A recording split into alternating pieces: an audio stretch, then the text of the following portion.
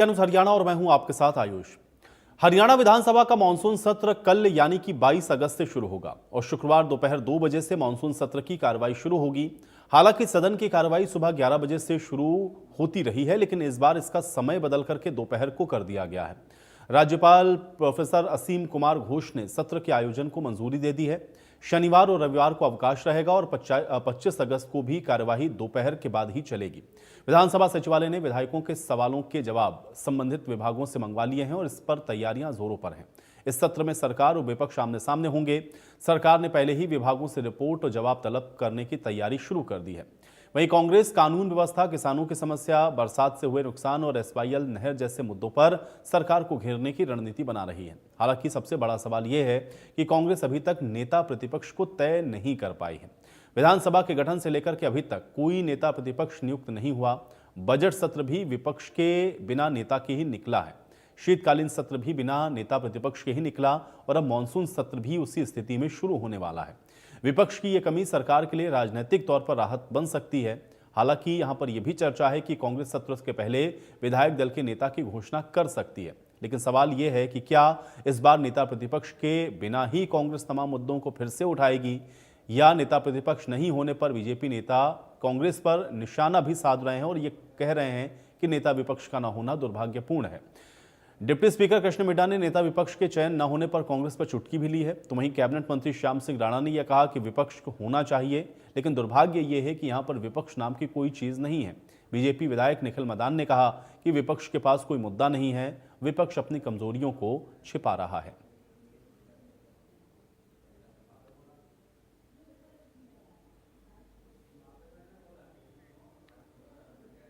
तो कल से विधानसभा के मानसून सत्र की शुरुआत होनी है।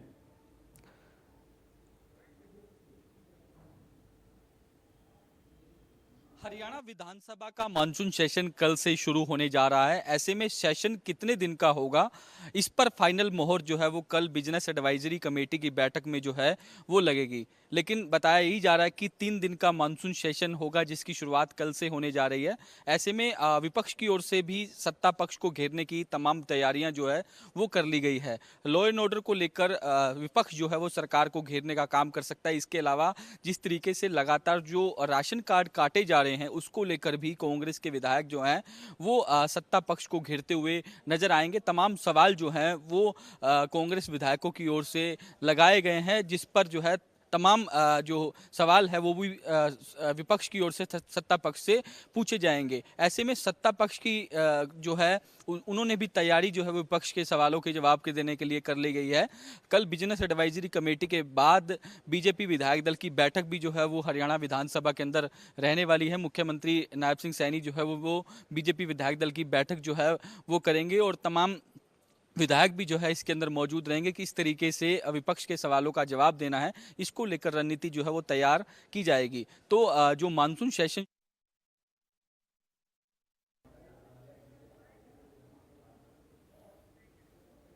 और सीधे चंडीगढ़ का रुख कर लेते हैं। साहिल मेरे साथ, मेरे सहयोगी जुड़ गए हैं जानकारी के साथ। साहिल, कल से मानसून सत्र की शुरुआत होनी है, किस तरह की तैयारी सत्ता पक्ष और विपक्ष की ओर से अपडेट करें। बिल्कुल आयुष, कल से हरियाणा विधानसभा का मॉनसून सेशन शुरू हो रहा है।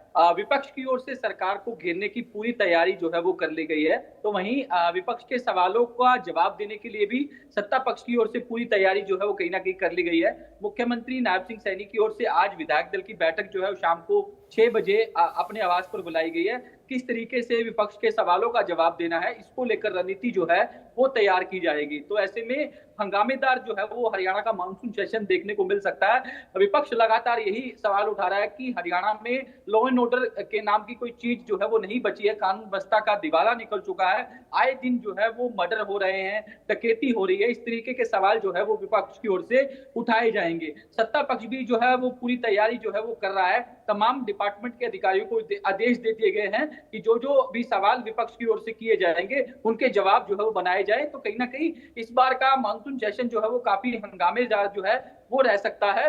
तो देखने वाली बात ये होगी कि किस तरीके से सत्ता पक्ष जो है वो विपक्ष के सवालों को डिफेंड करता है। तो वहीं दूसरी ओर अब ये भी सवाल उठने लगे हैं कि तीसरा सेशन जो है वो आने वाला है, लेकिन विपक्ष जो है वो अपना नेता प्रतिपक्ष नहीं चुन पाए, तो ऐसे में इस बार भी कांग्रेस जो है वो बिना नेता प्रतिपक्ष के मुद्दे जो है वो उठाते हुए दिखाई देंगे, क्योंकि जब नेता प्रतिपक्ष होता है तो मजबूती से विपक्ष जो है वो अपना पक्ष रखता है। लेकिन इस बार भी नेता प्रतिपक्ष अभी तक कांग्रेस जो है वो नहीं चुन पाई, क्योंकि कयास यही लगाए जा रहे थे कि मॉनसून सेशन से पहले कांग्रेस जो है वो अपना नेता प्रतिपक्ष चुन सकती है, लेकिन इस बार भी कांग्रेस जो है वो अपना तो नेता साहिल, क्या अभी नहीं किसी चुन तरह की पाई। कोई चर्चा है कि कुछ इस तरह की जानकारियां आ रही थी कि शायद ये हो सकता है कि सेशन से पहले पहले नेता प्रतिपक्ष का नाम घोषित कर दिया जाए, क्योंकि जिलाध्यक्षों के नाम तो आ गए, अब पेच कहां पर फंसा हुआ है? या कोई चर्चा है अंदर खाने की नेता प्रतिपक्ष मिल सकता है सेशन में, या मान के चलें कि पूरा सेशन बिना नेता प्रतिपक्ष के जाएगा? बिल्कुल कल तक की चर्चाएं थी कि कांग्रेस जो है वो नेता प्रतिपक्ष का ऐलान कर सकती है, लेकिन कल जो दिल्ली के अंदर मीटिंग होनी थी, हमारे सूत्र बता रहे हैं वो मीटिंग नहीं हो पाई। अब ऐसे में कल जो बीएससी की बैठक होनी है, बिजनेस एडवाइजरी कमेटी की, उसके अंदर भी जिस तरीके से जो चेयरपर्सन होते हैं वो विधानसभा के स्पीकर होते हैं, और साथ ही साथ जो नेता प्रतिपक्ष होते हैं उनका भी रहना जरूरी होता है। लेकिन इस बार नेता प्रतिपक्ष ना होने की वजह से मेंबर के रूप में भूपेंद्र सिंह हुड्डा जो है वो इस मीटिंग के अंदर शामिल होंगे। मेंबर के रूप में कांग्रेस की ओर से गीता बुक्कल शामिल होंगे। मुख्यमंत्री तो वैसे भी शामिल होते हैं, लेकिन नेता प्रतिपक्ष का नाम भी जो है वो सबसे ऊपर होता है। लेकिन इस बार मेंबर के तौर पर जो है वो भूपेंद्र सिंह हुड्डा इस मीटिंग के अंदर शामिल होंगे। तो कहीं ना कहीं अब ये लग रहा है कि इस बार के सेशन में भी कांग्रेस जो है वो बिना नेता प्रतिपक्ष के अंदर अपनी जो रिप्रेजेंटेशन है वो देती हुई नजर आएगी। तो कहीं ना कहीं सत्ता पक्ष को भी एक मुद्दा सेशन के अंदर मिल जाएगा कि हर बार की तरह इस बार भी कांग्रेस जो है वो बिना नेता प्रतिपक्ष के सदन के अंदर आई है। तो कहीं ना कहीं गहमा गहमी का माहौल करके विधानसभा सेशन के अंदर देखने को मिल सकता है। तो विपक्ष लगातार लॉ एंड ऑर्डर की सवाल उठा रहा है, खाद की कमी, बीपीएल जो राशन कार्ड काटे जा रहे हैं, ये तमाम मुद्दे जो हैं जिसको लेकर सत्ता पक्ष को घेरने की तैयारी विपक्ष की ओर से कर ली गई है। तो ऐसे में कल का जो मॉनसून सेशन है वो हंगामेदार जो है वो देखने को मिल सकता है। चलिए, शुक्रिया साहिल इस तमाम बातचीत और जानकारी के लिए। तो मानसून सत्र की शुरुआत कल से होनी है, लेकिन एक बड़ा प्रश्न जो इस समय आप कह सकते हैं कि हरियाणा की राजनीति में वो यही बना हुआ है, क्योंकि कल से मानसून सत्र शुरू होगा, लेकिन नेता प्रतिपक्ष कौन होगा इस पर अभी कोई फैसला नहीं हो सका है। और इसी को लेकर के आप देख रहे हैं लगातार प्रतिक्रियाएं आ रही हैं। क्या कुछ कहा गया है बीजेपी की ओर से और अन्य नेताओं ने क्या कुछ कहा, सुनिए।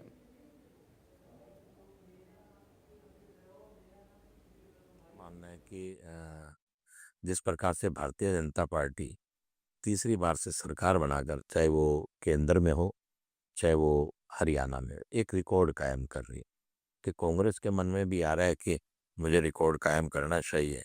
तो कांग्रेस ने तीसरी बार ये रिकॉर्ड कायम किया कि हम बिना विपक्ष के नेता की ही सेशन चलाएंगे। तो एक होड़ सी लगती है, अगर बीजेपी अगर सरकार तीसरी बनाकर करेगी तो हम बिना विपक्ष के नेता के तीसरा सेशन भी चलाएंगे। एक होड़ है। वो ट्रकों के पीछे लिखा होता है कि जलो मत रीस करो, तो वो रीस कर रहे हैं कि तीसरी बार कहीं ना कहीं सरकार तो बना नहीं सकते, लेकिन तीसरी बार ये एक रिकॉर्ड कायम करेंगे। ये बड़ी अच्छी बात है, कहीं ना कहीं रिकॉर्ड लिखा जाना चाहिए कांग्रेस के नाम भी। बात है विपक्ष मजबूत होना चाहिए। अब जब ही कमजोर होगा तो विपक्ष तो फिर बात ठीक नहीं ना। लेकिन विपक्ष तो है नहीं, क्या करें। अब विपक्ष का कोई नेता नहीं है तो क्या आवाज़ उठाएंगे वो। जब तक विपक्ष कमज़ोर रहेगा तो बात नहीं बनती। विपक्ष तो मजबूत होना चाहिए। सरकार तो अपना काम ठीक जगह कर रही है, विपक्ष अपनी भूमिका ठीक नहीं निभा रहा। देखिए, कल से हरियाणा का विधानसभा सेशन शुरू होगा। खास तो यही है कि कुछ जो काम है जिन पर विधानसभा के जरिए ही पास होकर विधानसभा में आगे के लिए रास्ते खुलते हैं, कुछ नए ऐसे काम होते हैं जिनकी मंजूरी लेनी होती है, और कुछ ऐसे इश्यूज है ज्वलंत जिनके ऊपर प्रदेश भर की सब कामों की समीक्षा की जाती है। कुल मिला के मिला जुला एक ऐसा ये सेशन चलेगा जिसमें विपक्ष अपनी बात कहेगा और पक्ष अपने किए गए कार्यों की जानकारी भी देगा। ना तो उनका हाईकमान बचा है, ना कांग्रेस के लोग हरियाणा में बचे। मैं तो एक बात समझता हूँ, बड़े लंबे समय से पहले जिनको अपने जिला स्तर पर कमेटी बनाने में इतने साल लग गए, तो ये तो इनका कल्चर ही ऐसा है, ये इसी तरीके की हरकतें और इसी तरीके की बातें ही करेंगे। तो बिल्कुल देखिए, संवैधानिक पद है और नेता विपक्ष बहुत ज़रूरी है, होना चाहिए। मैं खुद मानता हूं कि इस मामले में हमारी पार्टी ने देरी की है, और लेकिन अब जो खबरें आ रही हैं, और उम्मीद है कि बहुत ही जल्द पार्टी हाईकमान विपक्ष का नेता का ऐलान कर देगी। और विपक्ष, क्योंकि वैसे तो कांग्रेस के विधायक अपनी मजबूती से अपने इलाके की आवाज़ को विधानसभा में उठाने का काम कर रहे हैं, प्रदेश के जरूरी मुद्दों को उठाने का काम कर रहे हैं, लेकिन नेता प्रतिपक्ष होगा तो मुद्दा और भी बड़ी मजबूती से उठाया जा सकता है। और ज़रूरी है कि कांग्रेस हाईकमान से हमारी ये मांग भी है कि जल्द से जल्द नेता विपक्ष का ऐलान करें। मानसून सत्र किस तरह से रहेगा इसके बारे में आपको बता देते हैं। 22 अगस्त दोपहर 2 बजे से सदन की कार्यवाही शुरू होगी, यानी कि मानसून सत्र की कार्यवाही सदन 2 बजे से शुरू होगा। अमूमन ये 11 बजे से होती है, लेकिन इस बार इसमें थोड़ा परिवर्तन है। फिर 23 और 24 अगस्त को छुट्टी है, ये भी आपको जानकारी है। 25 अगस्त को साल 2025 और 26 के लिए अनुपूरक अनुमानों को प्रस्तुत करना और फिर चर्चा और मतदान, ये कार्यवाही में रहेगा 25 अगस्त, यानी कि इस दिन आप कह सकते हैं कि विधिवत तौर पर कार्यवाही शुरू होगी। फिर विधायी कार्य है 25 अगस्त को ही, ये भी रहेंगे। तो यह भी अनुमानित शेड्यूल है जो कि हम आपको बता रहे हैं। हालांकि अब पूरी तौर पर अभी थोड़ा सा इंतजार और करना होगा, क्योंकि बीएससी की मीटिंग के बाद आप ये देखेंगे कि पूरी तरह से तय हो जाएगा। 26 अगस्त अनुपूरक अनुमानों के संबंध में हरियाणा विनियोग विधेयक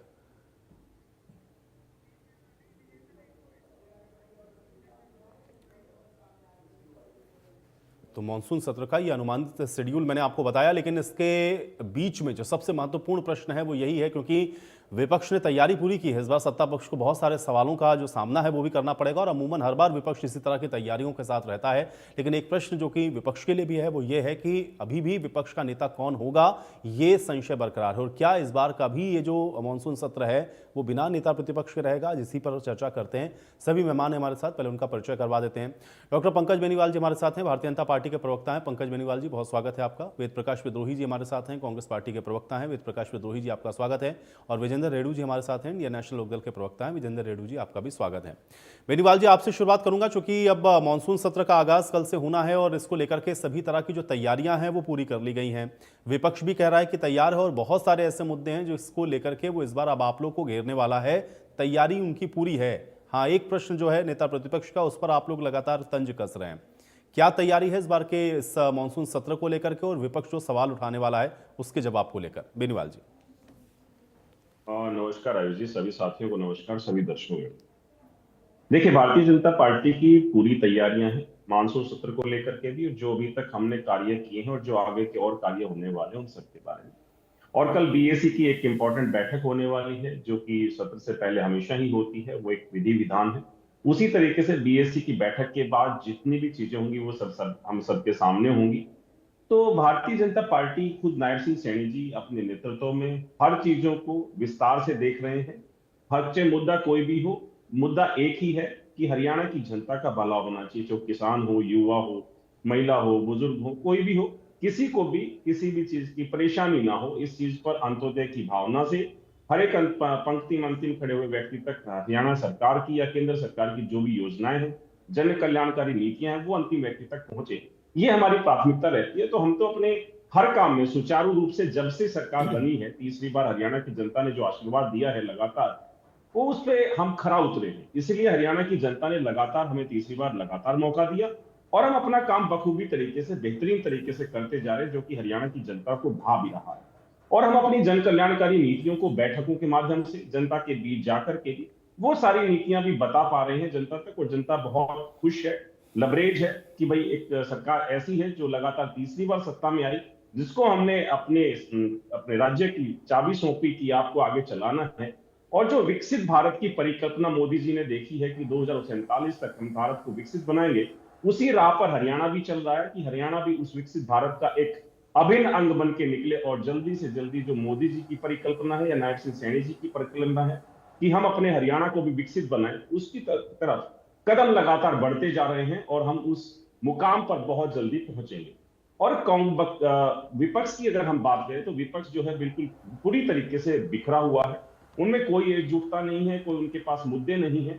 हाँ, जो अभी हमारे 4 साथी जो भारतीय जनता पार्टी के अपने वीडियो क्लिपों के माध्यम से सुनाए, उन सभी ने बिल्कुल एक बात कही कि विपक्ष का मजबूत होना जरूरी है। वो क्यों होना जरूरी है? क्योंकि भारतीय जनता पार्टी या कोई भी सत्ताधारी दल अपना काम बखूबी तरीके से करता रहता है। अगर कहीं पे कोई कमी छूट जाती है, कोई त्रुटियां रह जाती हैं या कोई किसी चीज की और सलाह मशवरा की बात हो, तो वहां पर नेता प्रतिपक्ष हो और विपक्ष एकजुट हो, तो वहां पर उन सारे सामंजस्यों की भी चीजें मिल सकती हैं कि भाई विपक्ष के ये कुछ नए मुद्दे आए हैं, इन पर भी सरकार को और विचार गहन तरीके से करना चाहिए। लेकिन विपक्ष बिल्कुल बिखरा हुआ है। जब राहुल गांधी जी ने ये संगठन सर्जन का कार्यक्रम चालू किया था हरियाणा में कि संगठन बनाएंगे, क्योंकि 11 वर्षों के बाद बना रहे थे, तो बहुत सारी दिक्कतें इन सबके सामने आई कि सिर्फ संगठन को बनाने के लिए जब आप जैसे सारे पत्रकार साथियों ने उनसे पूछा कि भाई नेता विपक्ष कब बनाएंगे आप, तो उन्होंने कहा कि बहरहाल ये अभी इंपॉर्टेंट मुद्दा नहीं है, इसको हम बाद में देखेंगे, पहले हम अपने संगठन पर चर्चा करेंगे, संगठन बनाएंगे। तो उनकी प्राथमिकता कांग्रेस या विपक्ष का जो भी नाम ले, उसमें प्राथमिकता पर नहीं है नेता विपक्ष या एलओपी जो बार बार अलग अलग तरीके से नाम लिए जाते हैं। तो नेता चलिए, आप ये कह रहे हैं कि प्राथमिकता नहीं और इसलिए बिल्कुल इस भी पर ये जो गंभीर डिले है वो दिख रहा है। ठीक है विद्रोही जी, भाई 2 सेशन तो इसके पहले हम लोगों ने देखा निकल ही गए और अभी भी नेता प्रतिपक्ष तो लग नहीं रहा कि इस सेशन में भी मिलने वाला है। इसके बावजूद भी आप लोग कह रहे हैं तैयार हैं, मुद्दे भी हैं, सरकार को घेरेंगे भी सदन के अंदर। कैसे होगा ये सब? आयुष जी, आपको और सभी साथियों को नमस्कार। आपने पुराने 2 सेशन भी कवर किए हैं। एक दिन का एक सेशन था और एक बजट सेशन था। अगर बजट सेशन में विपक्ष कहीं कमजोर था तो आप बता दें, आपके पास सारी क्लिप मौजूद है। अगर सरकार को हर मुद्दे पर हमने बैकफुट पर नहीं लाया, मजबूर होकर अपनी बातें नहीं मनवाई, तो आप अपना रिकॉर्ड देख लें। भाजपा क्या दावे करती है, वो तो बड़ बोले लोग हैं। और मैं तो आदरणीय स्पीकर साहब से अनुरोध करूंगा कि भाजपा के विधायकों और मंत्रियों को लगता है मोतियाबिंद हो गया है, कहीं वो अंधे ना हो जाएं, उनका पीजीआई चंडीगढ़ में जांच करवाएं कि उनको 37 विधायक दिख नहीं रहे, कह रहे विपक्ष कहां है। 37 विधायकों की मौजूदगी के बाद अगर कोई दल, सत्ताधारी दल जिसके केवल 48 विधायक हैं, वो ये दावा करे कि विपक्ष नहीं है, विपक्ष कमजोर है, विपक्ष एकजुट नहीं है, तो आप उस पर हंस सकते हैं, आप उनका सत्ता अहंकार दिखा सकते हैं। हाँ, वो इस बात पर तंज कर सकते हैं कि हम विपक्ष का नेता नहीं दे पाए, इसमें कोई दो राय नहीं है। वो तंज कसें, उस पर जो उनको कहना है वो कहें, पर विपक्ष का नेता नहीं है इसलिए विपक्ष नहीं है, ऐसा अनर्गल प्रलाप जो दल कर रहा है, वो दल कितना सत्ता अहंकारी है बताने की जरूरत नहीं है। बिना नेता विपक्ष बजट सेशन में उनको हमने घुटनों पर लाया या नहीं लाया, आप अपनी ही क्लिप से देखकर मुझे टोक कर बता दें कि मैं गलत कह रहा हूं या सही कह रहा हूं। जहां तक ये कह रहे एकजुट नहीं है, हमारे 37 के 37 विधायक एकजुट हैं, एकजुट होकर मुद्दे उठाते हैं। कहां बंटवारा है? हाँ भाई, हो सकता है आपकी बात में दम हो कि भाई विपक्ष का नेता चुन ले, क्योंकि जो हमारा शेड्यूल था उस शेड्यूल के बाद यही था कि जिला अध्यक्षों की नियुक्ति के बाद प्रदेश अध्यक्ष और विपक्ष के नेता की नियुक्ति होगी। अब ये मैं आपकी बात से सहमत हूं, हम अपने शेड्यूल से 27 दिन बाद, हमें 15 जुलाई तक तय करना था, हमने 11 अगस्त को किया। 27 दिन अपने शेड्यूल से हमने देरी से अपने जिला अध्यक्षों की नियुक्ति की है। आशा है, मैं तो आशा ही प्रकट कर सकता हूं कि भाई विपक्ष का नेता इस सेशन में आ जाए, ऐसी मैं अपेक्षा करता हूं, क्योंकि जो हमारे नेतृत्व ने घोषणा कर रखी थी उस घोषणा के अनुसार विपक्ष के नेता को घोषित करना चाहिए। हो सकता है अब वो करेंगे नहीं करेंगे, सर ये मेरे तो अधिकार क्षेत्र में है नहीं, क्योंकि मैं तो इस संदर्भ में कुछ कह नहीं सकता।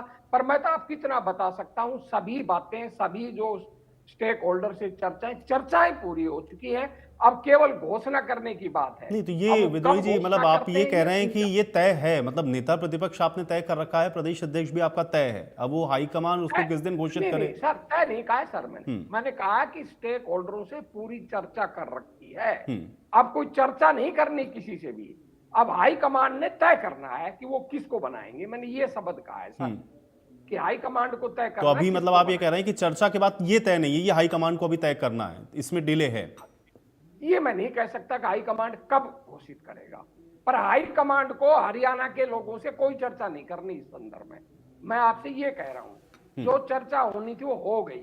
अब संयोग से 10 तारीख को एक चैनल पर हम थे, तब भी भाजपा के प्रवक्ता अनर्गल प्रलाप कर रहे थे और रेड्डू साहब भी मेरे साथ थे, कह रहे थे कि भाई कांग्रेस तो कह रही है चर्चा नहीं हुई, फलाने नहीं। मैंने उस दिन भी यही कहा था कि भाई हरियाणा के लोगों से कोई चर्चा नहीं होनी, जो चर्चा होनी थी हो गई। अब घोषणा होनी है, घोषणा किस दिन करेगा ये हाईकमांड जाने।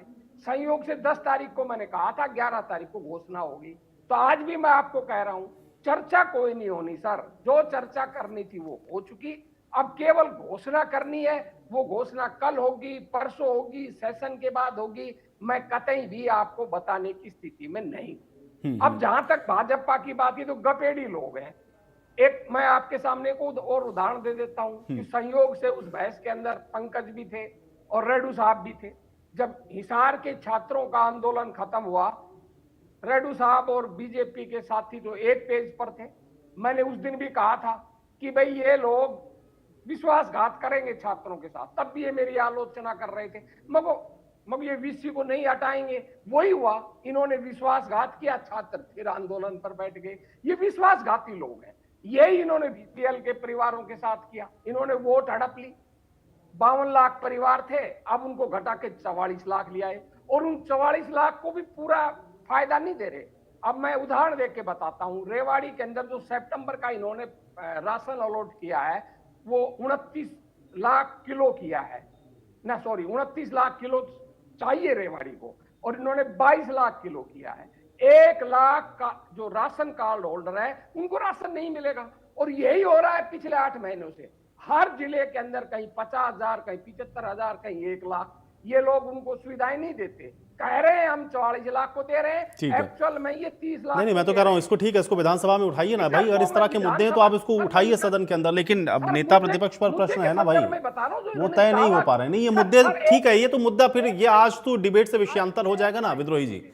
मैं तो ये कह रहा हूं कि आप मुद्दे उठाइए, मुद्दों की कोई कमी थोड़ी ना होती। जो पार्टी लगातार 3 टर्म से सत्ता में, उसके खिलाफ तो बहुत सारे मुद्दे हैं, उसको उठाना चाहिए आप लोगों को। रेड्डू सर, मैंने ये बात क्यों कही है, मैं कहता नहीं, मैंने ये बात इसलिए कही है कि हमारे साथी पंकज अग्रवाल ने बहुत लंबी चौड़ी बात ठोक दी कि जनता बहुत खुश है, बहुत अच्छा हो रहा है, हमने अपने वादे पूरे कर दिए।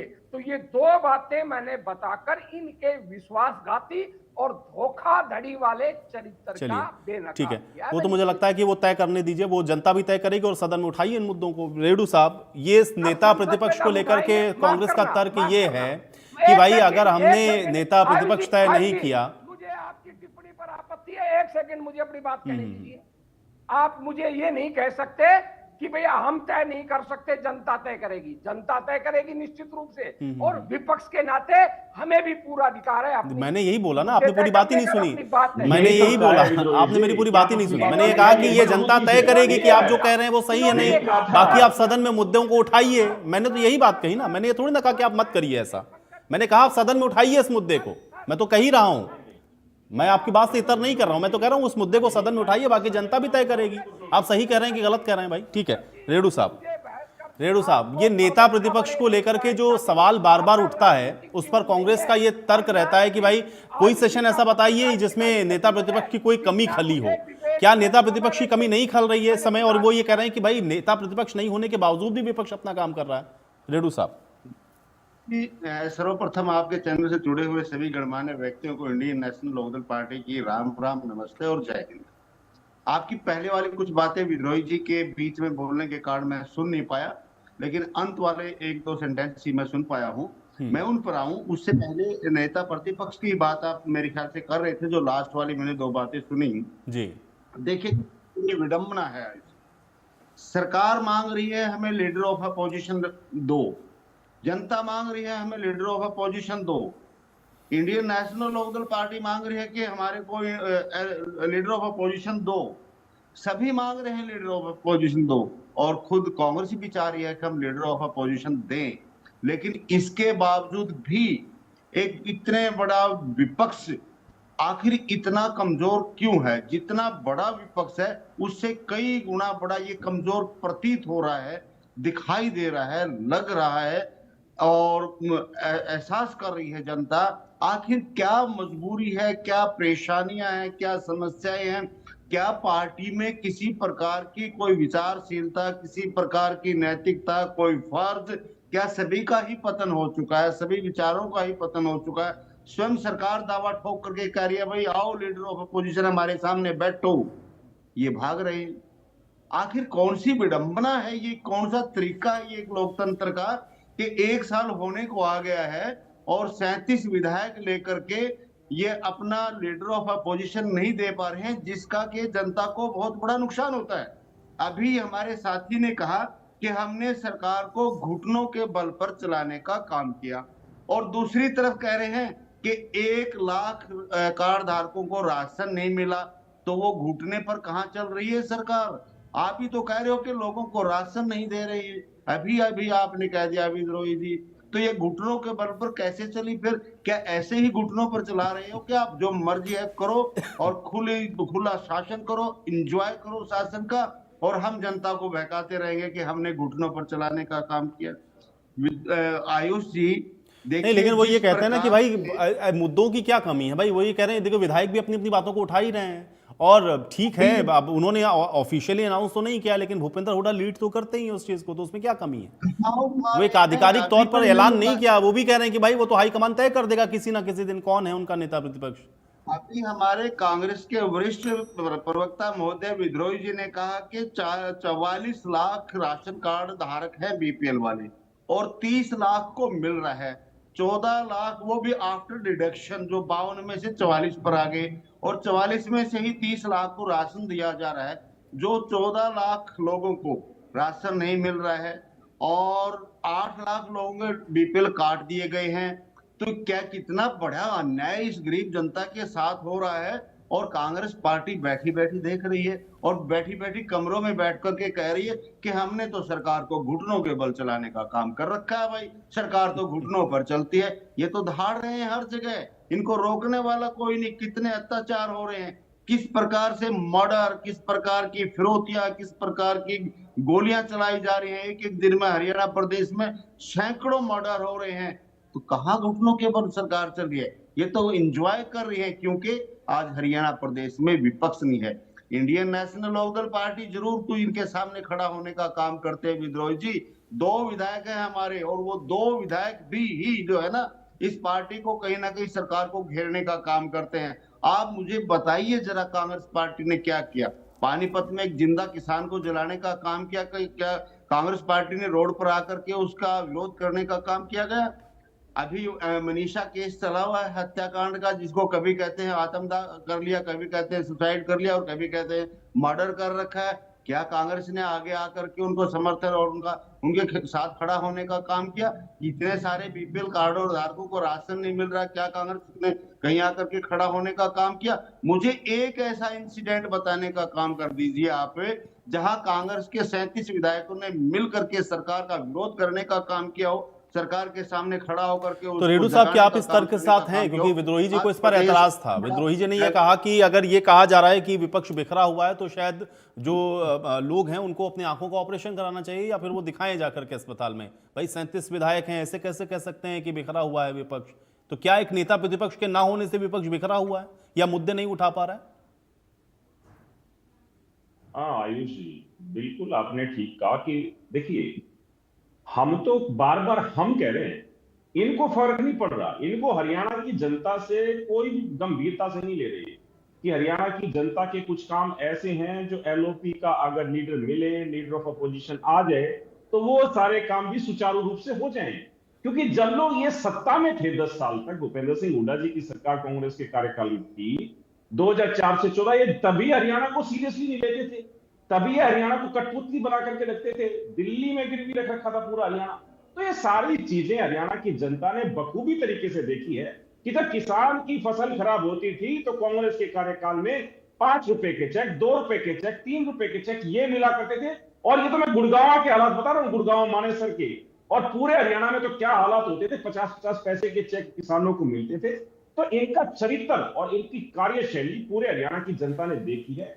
इसीलिए हरियाणा की जनता जब 2024 के चुनाव में आई तो उन्होंने 14 से 24 का कार्यकाल देखा, 4 से 14 का भी कार्यकाल देखा, और 10 साल का कंपैरिजन करने के बाद 48 सीटें हरियाणा की जनता ने आशीर्वाद के रूप में भारतीय जनता पार्टी की झोली में डाली, जो कि वेद प्रकाश विद्रोही जी को कम लग रही हैं। वो कह रहे हैं कि मात्र केवल 48 सीटें जिनके पास है, और 37 सीटों का आलाप रहे हैं कि 37 सीटें होने के बाद एक विकराल, एक बहुत बड़ा विपक्ष है। अरे भैया, आपको 48 सीटें कम लगती हैं और 37 ज्यादा लगती हैं। तो अपने 37 विधायकों ने जो एक ही लाइन में लिख के दे रखा है कि हमें ये अपना लीडर ऑफ अपोजिशन चाहिए, वो कहां है आपका?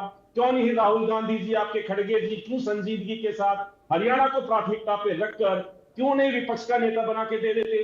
क्यों आप लोग इतनी देरी कर रहे हैं? आप लोग गुटों में बटे हुए, जब चुनाव 2024 का चल रहा था, वेद प्रकाश विद्रोही जी के साथ तमाम मेरी बातें हुआ करती, तब भी मैं कहता था कि कांग्रेस में रायता फैला हुआ है। आज भी कांग्रेस का रायता फैला हुआ है। पहले जब चुनाव था तो इनके 4-4 मुख्यमंत्री, 5-5 उप मुख्यमंत्री, भूपेंद्र सिंह हुड्डा साहब ने 5-5 उप मुख्यमंत्री बना के पॉकेट में डाल रखे थे।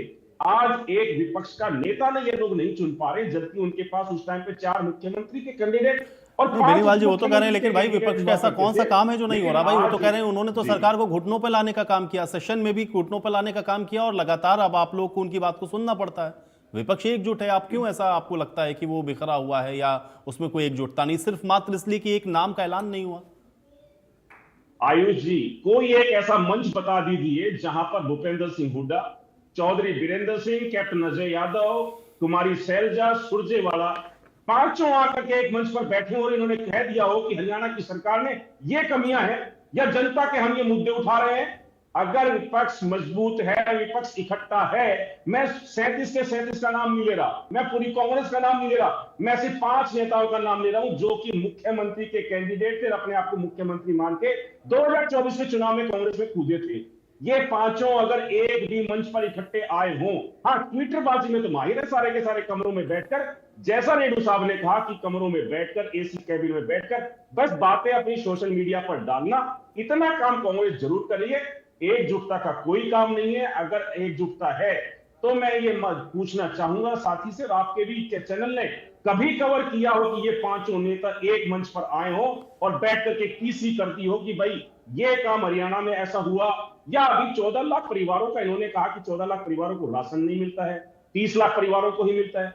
14 लाख परिवारों को अगर राशन ना मिले तो तीसरी बार सरकार नहीं बनाती जनता। 14 लाख लोगों को नहीं, 44 लाख लोगों को नहीं, जितने बीपीएल कार्ड धारक है, जितने कार्ड धारक है, सबको सारी की सारी सुविधाएं। वो तो कह रहे हैं चुनाव से पहले आपने बनाया ना, अब चुनाव जीतने के बाद आप कार्ड दे रहे हैं। पूरी मैंडेट के साथ बनती है। बेनीवाल जी वो उनका तर्क ये था कि वो चुनाव से पहले आपने बनाया जीतने के लिए, अब जब चुनाव हो गया, जीत गए आप, तो आपने वो काट दिए जो बेनिफिशियरी थे, उनको हटा दिया आपने। खुद बना दिए या खुद हमने काट दिए, ये सारे के सारे 100 सत्यापित थे कि अपने आप अपनी सारी की सारी, चाहे वो उसकी सैलरी हो, अपने घर की सुविधाएं हैं, जो एक मापदंड था वो खुद उनको डालना था। उस मापदंड के बाहर जो आ गए हैं, हम ये भी तो कह रहे हैं कि हमने अपने हरियाणा के लोगों को सशक्त बनाया है, हमने अपने हरियाणा के लोगों को बीपीएल कार्ड से बाहर निकाला है। नहीं ठीक है, लेकिन वो बीपीएल के बहुत सारे आपने जो बीपीएल परिवारों को लाभ देने के वायदे किए तो उसका वोट तो आपने ले लिया ना, और बाद में आपने कहा कि ये करेक्शन है, ये गलत है, तो उसने उस सूची से आपने उनको बाहर कर दिया। ये प्रश्न तो विपक्ष उठाए गए। ठीक है विद्रोही जी। आयुष जी देखिए कितना सत्ता अहंकार है। मैंने ये कब कह दिया कि 48 विधायक कम है और 37 ज्यादा है? मैंने तुलना की है। सुन लेना, नहीं आप सुन लेना, आपने पहली बारी में बोला। ठीक है चलिए, आपको बीच में रोकना से किसी का 1 सेकंड था। अब आप बोलिए जो सुनिए ना, मैं खुद कह रहा हूं आयुष जी, मैं खुद कह रहा हूं कि मैंने कहा है कि इनके केवल 48 विधायक हैं और हमारे 37 हैं। ये बात कही है मैंने। 48 और केवल क्यों कहा है मैंने? केवल 48 मैंने कहा अगर इनके 70 विधायक होते, 65 होते, 60 होते, तब ये कहते विपक्ष नहीं है, विपक्ष कमजोर है। मैंने उस संदर्भ में कहा था 48 और 47। कौन सी गलत बात कह दी? क्योंकि इनको सत्ता अहंकार है, और सत्ता अहंकार में इतने मद में चूर है कि ना ये किसी बात को समझते, और क्या किस संदर्भ में कहा है इस पर सोचने की इनके अंदर अकल तक नहीं है। दूसरी बात, रेड्डू साहब ने कह दिया कि घुटनों के बल। मैंने सर किस संदर्भ में कहा था? मैंने सेशन पर कहा है केवल कि बजट सेशन में, अगर इसके अलावा मैंने कुछ कहा हो तो बताइए। और बजट सेशन में मैंने आपसे आग्रह किया था कि आप अपनी पुरानी क्लिप देख लें बजट सेशन की, हमने घुटनों पर इनको लाया या नहीं लाया, मैंने यही बात कही थी। कौन सी गलत बात मैंने कह दी? अब ये कह रहे हैं कि भाई हमारे तो डम्मी मुख्यमंत्री थे। अरे आप कह रहे हैं ना, आपका तो केंद्रीय मंत्री कह रहा है कि मनोहर लाल का डम्मी है। सैनी साहब ऑन रिकॉर्ड कह रहे हैं, बयान में कह रहे हैं, ऑन कैमरा कह रहे हैं। और हरियाणा की जनता कितना प्रेम करने लायक सिंह सैनी जी से, वो आप नहीं देख रहे कैसे हरियाणा की जनता रात को 12 बजे 1 बजे ठीक है बेनीवाल जी, नहीं चलेगी क्या? आपके चलिए बेनीवाल जी, मुख्यमंत्री को डम्मी कहने पे मेरा चलिए ठीक है बेनीवाल जी, अब भाई सुन लीजिए, अब आरोप लगाया तो उधर से जवाब भी आ जाएगा। ठीक है बेनीवाल जी, एक मिनट, ठीक है, ये तो जनता ने तय कर दिया ना, 1 मिनट। हाँ मैंने इनकी हर बात सुनी चुपचाप, मैं बीच में नहीं बोला। सवाल पूछ सकते हैं आप मुझसे, अगर इस तरह आप इंटरप्ट करेंगे मैं 1 सेकंड नहीं बोलने दूंगा। ना इंटरप्ट नहीं कर रहा मैं, मत तो चुप रहिए। ठीक है, चलिए विद्रोही जी बात रखिए विद्रोही जी, ठीक है ठीक है। मैंने क्या सवाल पूछा है? मैंने जनता का नहीं आपके के सवाल का जवाब दिया है मैंने कहा आपके के सवाल का जवाब दिया है। चलिए ठीक है बेनीवाल जी ठीक है, प्लीज बेनीवाल जी ठीक है, अब विद्रोही जी को अपनी बात रखने दे। ठीक है, अब आप देखिए बार बार इंटरप्ट कर रहे हैं ना, उनको उनका समय है ना, अब उनको बोलने दे। विद्रोही जी, आयुष जी मैंने क्या कहा है कि हमारा सरकार डम्मी थी या क्या थी, ये तो भाजपा कह रही है। मैंने ये शब्द प्रयोग किया है। इनका मुख्यमंत्री डम्मी है, इनका केंद्रीय मंत्री कह रहा है। मैंने अगर नहीं कह रहा हो तो आप उसका वीडियो देख ले, और नहीं है तो मैं दिखा देता हूं। जब आपका कह रहा है, केंद्रीय मंत्री कह रहा है डम्मी है, और साथ साथ ये भी और वो ये भी दावा कर रहे हैं बाप और बेटी कि हमने सरकार बनाई है। वो लोग कह रहे हैं आपका डम्मी है, वो कह रहे हैं कि सारे फैसले मनोहर लाल खट्टर लेता है। तो आप दूसरों पर दंड कसने से पहले अपने अंदर देख लें। जहां तक मुख्यमंत्री की बात है, आप रिकॉर्ड उठाकर देख लें। मैं 77 से राजनीति में हूं, और सौभाग्य से 77 से मैं मुख्यमंत्रियों के पास ही बैठता हूं। खट्टर को छोड़कर एक मुख्यमंत्री का नाम बता दे आप हरियाणा के अंदर, जो दिन रात लोगों से नहीं मिला हो, रात के 12 बजे, सुबह 4 बजे ना मिला हो। सब मिलते थे। हाँ, आपके सैनी साहब भी मिल रहे हैं, मैंने तो ये नहीं कहा वो नहीं मिल रहे। खट्टर नहीं मिलता था, उसके लिए कहते थे वो नहीं मिलता।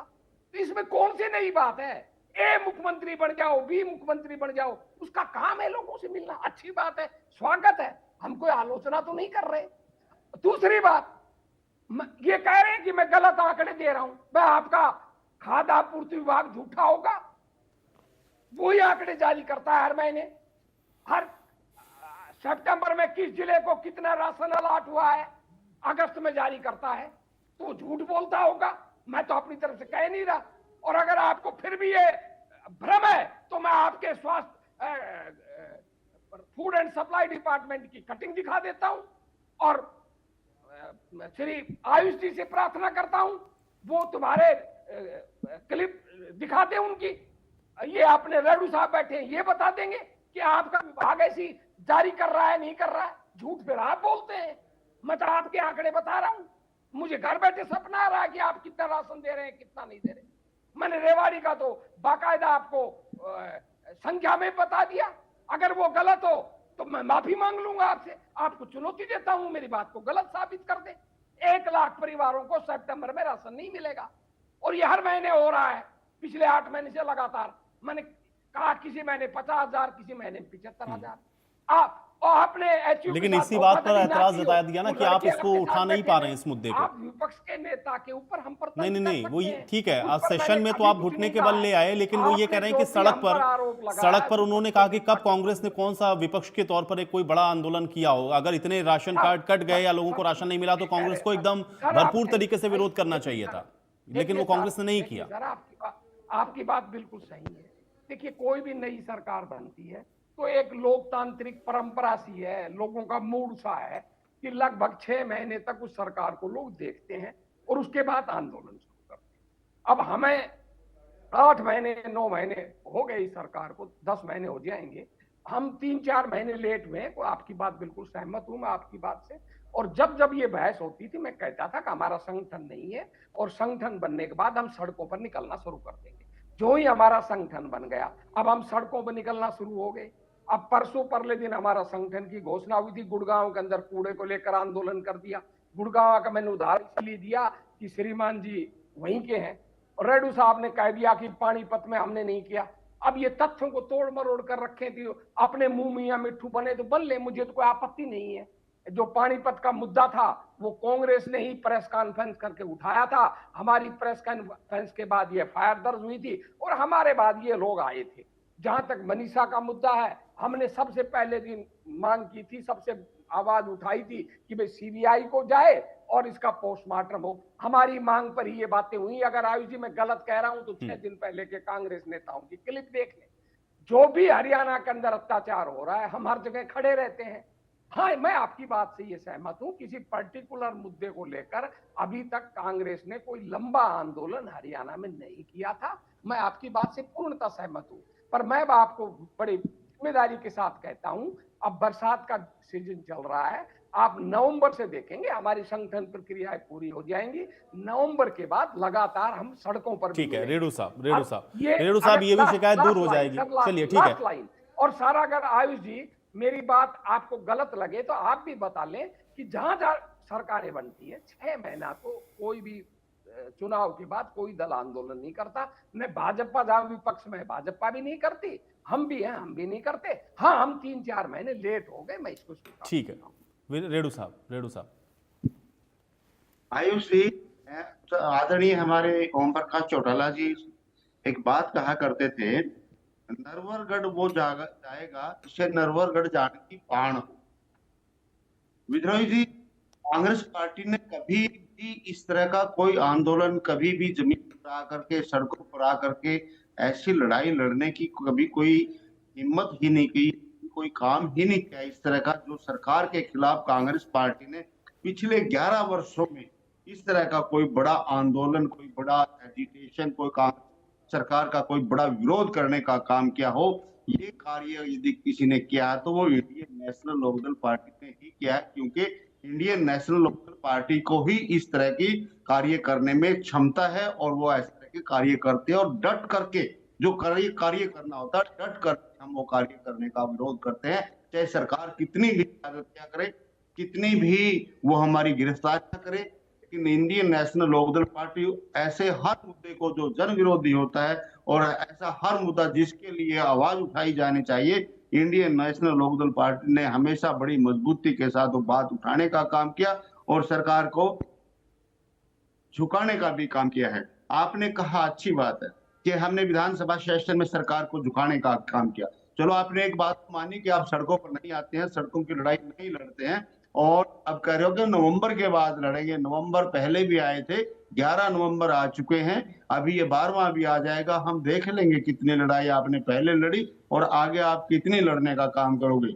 जहां तक विधानसभा की आप बात कर रहे हो कि आपके नेताओं ने, आप तो नहीं विधानसभा में, लेकिन आपके नेताओं की आप बात उठा रहे हो, आपके नेताओं ने कितना विधानसभा में सरकार को झुकाने का काम किया।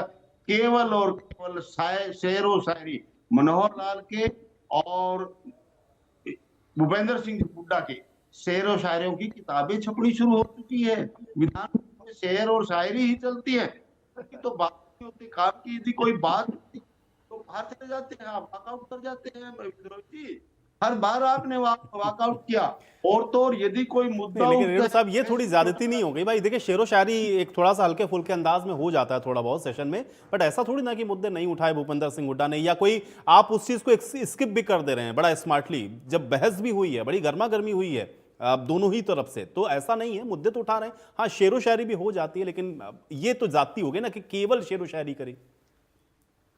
जब मुद्दा उठा दिया, जब मुद्दे ने तुल पकड़ना शुरू किया, तो शेरो शायरी करके उस मुद्दे का ही मजाक उड़ा देते हैं, मुद्दे को ही मजाक बना देते हैं। तो ये कौन सा आवाज उठाना हुआ, ये कौन सा विरोध करना हुआ? और जब ये होता है कि ये शेरो शायरी के बाद भी अगर सरकार नहीं मानती है तो वॉकआउट कर करके चले जाते हैं। विधानसभा में यदि किसी मुद्दे के ऊपर अभय सिंह चौटाला अड़े हैं तो उसके भी बीच में खड़ा होकर के, कितनी बार आपने देखा है, हमने भी देखा है, जब अभय सिंह चौटाला मुद्दे उठाया करते थे और तीखी नोक झोंक महाविधानसभा अध्यक्ष के साथ हुई है या मुख्यमंत्री महोदय के साथ हुई है, तो बीच में शेर और शायरी करके चौधरी भूपेंद्र सिंह हुड्डा उसको भी डाइवर्ट करने का काम कितनी बार ये क्या करते थे, ये सबके सामने है। ये सत्य है आयुष जी, आज जो हरियाणा प्रदेश की सरकार है वो बिल्कुल एक कमजोर सरकार है। और केंद्रीय मंत्री जैसे विद्रोही जी ने कहा, उन्होंने कहा कि डम्मी मुख्यमंत्री है। प्रदेश इस बात को कह रहा कि आज प्रदेश के सारे फैसले और जो सीएम हाउस के जितने भी वरिष्ठ अधिकारी हैं वो सब के सब मनोहर लाल खट्टर जी के कहने से ही कार्य करते हैं और उन्हीं के चलते हैं। और उनके न केवल केंद्रीय मंत्री, बाकी अन्य मंत्री भी इस बात की बार बार शिकायत कर चुके हैं कि अधिकारी हमारा कहना नहीं मानते, अधिकारी हमारे कहे से काम नहीं करते, अधिकारी हमारे फोन नहीं उठाते हैं और मुख्यमंत्री उनका कुछ नहीं कर पाते हैं।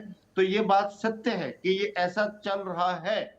लेकिन जितने मुद्दे इस सरकार ने दे रखे हैं, जितने मुद्दे आज हरियाणा के वायुमंडल में तैर रहे हैं, जिनको रिजॉल्व करना बहुत आवश्यक है, और ये बड़ा विपक्ष इतना कमजोर विपक्ष है कि वो उन मुद्दों को रिजॉल्व करवाने के लिए सरकार के ऊपर दबाव बनाने का कार्य नहीं कर रहा है। और ये घर में बैठ करके अभी इन्होंने विद्रोही जी ने क्लियर कर दी, क्योंकि सीनियर प्रवक्ता है, सच बात ये हमेशा कहते हैं और इनको सच के लिए जाना भी जाता है। इन्होंने कहा कि पानीपत में जब किसान को जिंदा जलाया गया, हमने प्रेस कॉन्फ्रेंस की। विद्रोही जी, ये कौन सा दबाव था, ये कौन सा प्रेशर था? आपने एसी रूम में बैठ करके प्रेस कॉन्फ्रेंस कर दी और आपके कहने से एफआईआर। ठीक बात है रेणु साहब, और मुझे लगता है कि जो जगह है वहां पर, उस जगह पर भी उन मुद्दों को उठाना चाहिए, लेकिन अभी तो पार्टी तय करेगी कि उसको किस तरह से इन सारे मुद्दों को जनता के बीच में ले जाना है। बहुत शुक्रिया, आप लोगों ने समय निकाला, आज इस चर्चा का हिस्सा आप लोग बने। तो सेशन की शुरुआत होनी है मानसून सत्र की, लेकिन नेता विपक्ष को लेकर के अभी भी संशय है, और हालांकि विपक्ष का ये कहना है कि वो